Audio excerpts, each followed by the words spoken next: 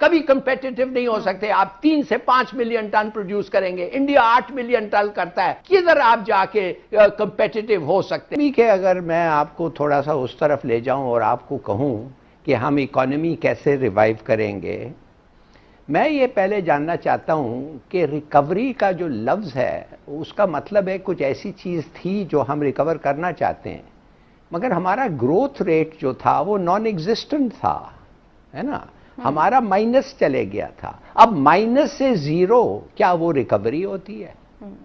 اچھا اس کو چھوڑیں, اگر مثال کے طور پہ ہمارا گروتھ ریٹ 2.5% ہو گیا, 2.5%, وہ کیا گروتھ ریٹ ہو سکتا ہے؟ وہ گروتھ ریٹ کیسے ہو سکتا ہے؟ 2.5% تو ہمارا برتھ ریٹ ہے بھائی.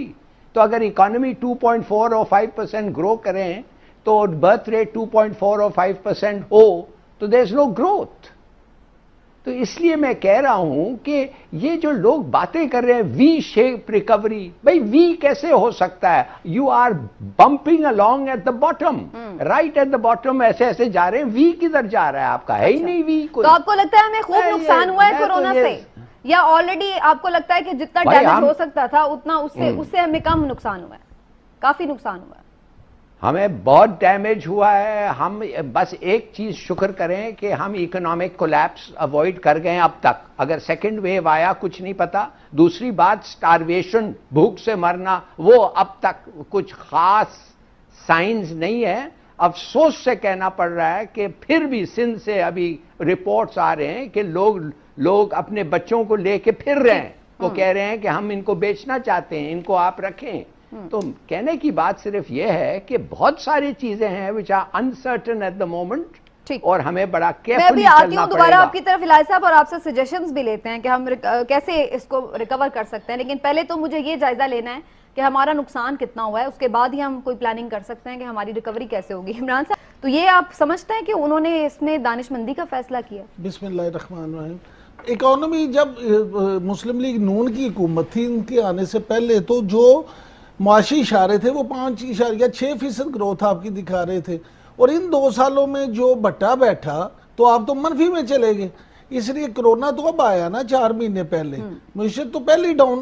لیکن ہم ابھی صرف چونکہ کرونا کے اثرات کی بات کر رہے ہیں نا, میں اسی لیے کہہ رہا ہوں جو آپ نے کہا تھا کہ اکانومی بڑی اچھی, اکانومی نہیں, میں نے یہ کہیں یہ نہیں کہا کہ اکانومی بڑی اچھی, میں نے صرف یہ کہا ہے کہ اگر ہمیں اتنا نقصان ہو سکتا ہے تو ہمیں اتنا ہوا ہے کرونا سے. یہ جو معاملہ ہے دوسری ویو کا, اس میں سب سے زیادہ خطرہ جو میں سمجھتا ہوں وہ یہ ہے کہ اگر ہم نے ایس او پیز نہ اپنائے, خاص طور پہ جو 2 ایونٹ آ رہے ہیں, ایک ہماری عید آ رہی ہے, یہ جو منڈیاں لگیں گی مویشی منڈیاں, اس پہ اگر ہم نے نہ کیا, دوسرا محرم میں جو مجالس ہوتی ہیں, جو جلوس نکلتے ہیں, اس میں بھی اگر ایس او پیز پہ عمل نہ کیا گیا تو پھر مجھے خطرہ ہے کہ یہ دونوں ایسی چیزیں ہیں اور اس کا خطرہ آپ کا بالکل بجا ہے. اس کی وجہ یہ کہ جو ہم ابھی فوٹیج بھی اور تصویریں بھی چلا رہے ہیں مویشی منڈی جو اب تک لگ چکی ہیں, اس میں ہے کہ کوئی خاص ایس او پیز فالو نہیں ہو رہے. لیکن ہلالی صاحب, میں آپ کی طرف یہ سوال لے کے آنا چاہوں گی. یہ سمارٹ لاک ڈاؤن جو ہے, یہ کیا سمارٹ کیا ہے؟ پنجاب کے 7 شہروں میں لاک ڈاؤن ہے اور وہ کہتے ہیں یہ سمارٹ لاک ڈاؤن ہے, یہ ٹارگیٹڈ لاک ڈاؤن ہے. کیا مطلب؟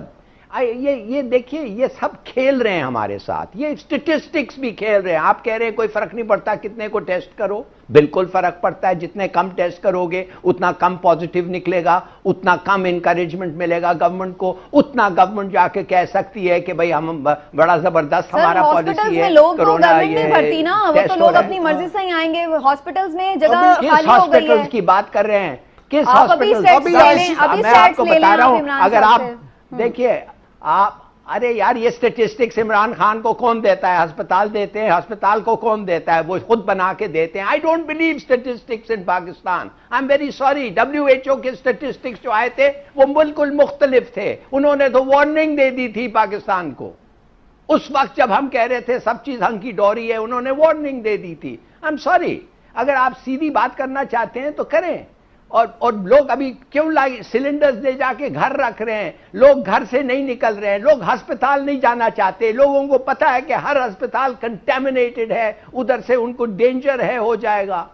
یہ تو ایک اب شاید پنجاب ایک اور ملک ہے, شاید ادھر نہیں ہوتا ہوگا, مگر کراچی کا تو یہ حالت ہے.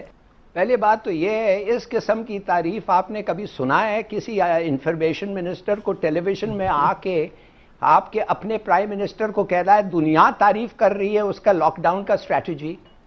کمال ہے. میں نے تو سنا ہی نہیں ہے کسی کو. کون سی دنیا بھائی؟ کون اس کا اسٹریٹجی کو تعریف کر رہا ہے؟ کدھر ہے وہ دنیا؟ نمبر 1 یہ حالت ہے ان لوگوں کی. دوسری بات، کاش کے آج اتوار نہیں ہوتا. میں قسم کھاتا ہوں آپ کو، میں ادھر سے اٹھ جاتا اور میرے ڈرائیور کو میں ادھر بٹھا دیتا. He's been through the whole process. اس کو پیسے آفر ہوئے ہیں جھوٹ کہنے کے لیے.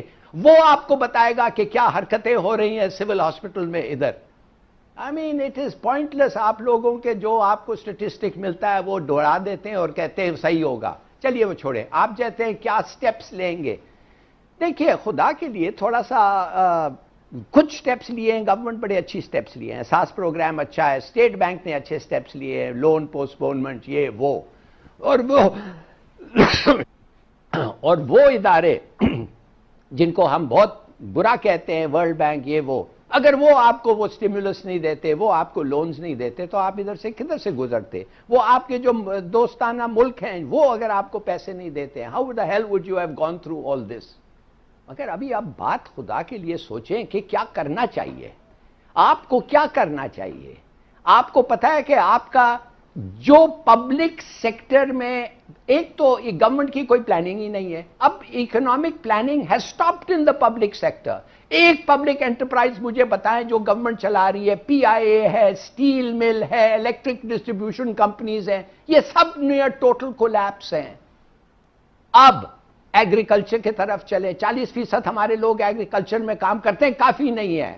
یہ جو کراپس ہیں آپ کے شوگر کین جو واٹر انٹینسو ہے اور وہ دوسرا رائس واٹر انٹینسو ہے، خدا کے لیے ان کو ختم کریں، دوسرے کراپس لائیں. یورپ مر رہا ہے فروٹ کے لیے اور ویجیٹیبلز کے لیے. یورپ انڈسٹریلائز کر گیا ہے، ایگریکلچر سے لوگ نکل گئے. اب ان لوگوں کو یہ چیزیں چاہیے جو ہم پروڈیوس کر سکتے ہیں وہ دے سکتے ہیں، اور ہمارے پاس فوڈ سیکیورٹی ہوگا. پبلک ٹرانسپورٹ پہ دیکھیں 3000 بسز کی ضرورت ہے کراچی میں آج، وہ کبھی نہیں آنے والے ہیں. کیا حالت ہے. آٹوموبائل انڈسٹری دیکھیں، آج تک ڈیلیشن کوئی کہتا ہے 25% ہے صرف، مانے کہ صرف 25% پارٹس ہم بناتے ہیں، اور ہم کبھی پھر کمپیٹیٹو نہیں ہو سکتے ان کے ساتھ. سٹیل میں آپ سٹیل مل میں جائیں، آپ کبھی کمپیٹیٹو نہیں ہو سکتے. آپ 3 سے 5 ملین ٹن پروڈیوس کریں گے. انڈیا 8 ملین ٹن کرتا ہے، چائنا 800 ملین ٹن کرتا ہے. کدھر آپ جا کے کمپیٹیٹو ہو سکتے ہیں؟ You've lost the race. سمجھیے تھوڑی سی بات. You've lost the race of industrialization. جاؤ واپس ایگریکلچر میں، ڈیولپ دیٹ. لیکن ان کی تو زیادہ توجہ کنسٹرکشن کی طرف لگ رہی ہے. ہلالی صاحب، سارا زور جو حکومت کا ہے وہ بس کنسٹرکشن کی طرف لگ رہا ہے. اسی میں ایز آف ڈوئنگ بزنس بھی نظر آ رہے ہیں، اسی میں پلاننگز بھی نظر آ رہی ہے، اسی میں فوکس بھی. چلیے سمینا، بڑی اچھی بات کی آپ کنسٹرکشن کی طرف ترے.